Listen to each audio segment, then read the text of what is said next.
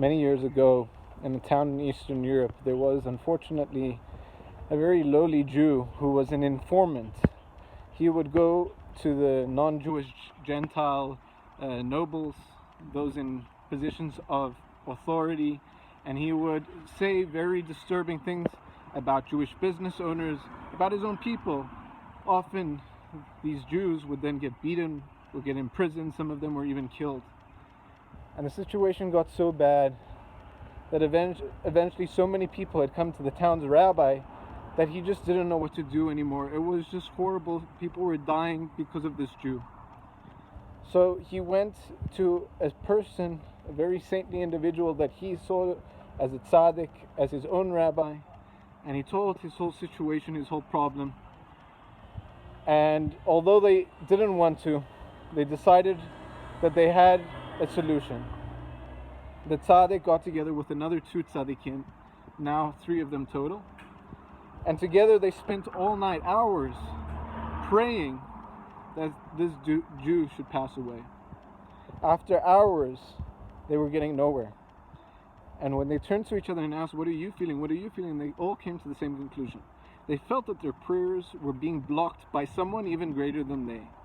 And immediately they had an idea who the tzaddik was. So the 3 of them went to the tzaddik and they said, "Don't you know that in this community there's this horrible Jew who's saying and doing the worst things that is causing such pain and suffering to his own people? So we didn't want to make this choice, but we had to. What else can we do? So we've been praying, but we see that you are stopping it. Why are you stopping it?" So he says, I'm aware of the situation, and I'm aware that this Jew, unfortunately, is doing horrible, horrible things. Nevertheless, you see, I had this dream recently, and that changed my whole perspective. It says, in this dream, I saw the future.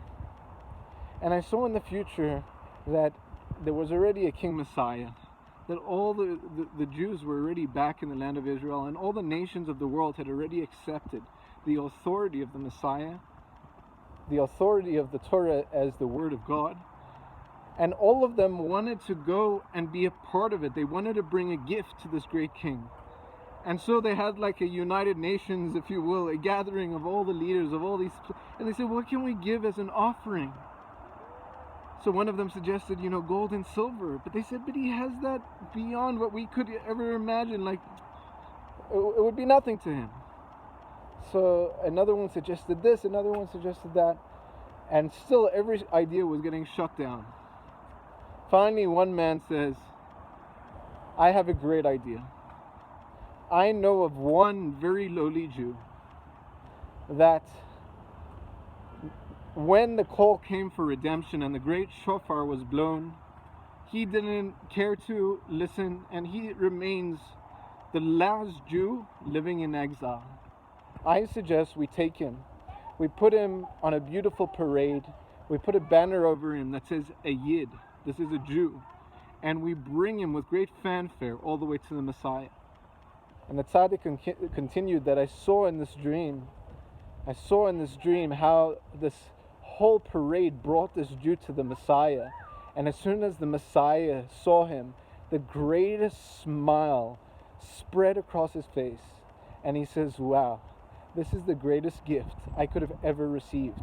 I've been waiting for you, for this Jew, to come since you can only imagine." So he says, "Now you tell me that I must join with you to pray for the demise of this Jew, when I saw in my own third eye, through this dream, just how much pleasure it's going to bring the Messiah in the future, when this Jew is brought as a gift to join his brothers and sisters in Israel."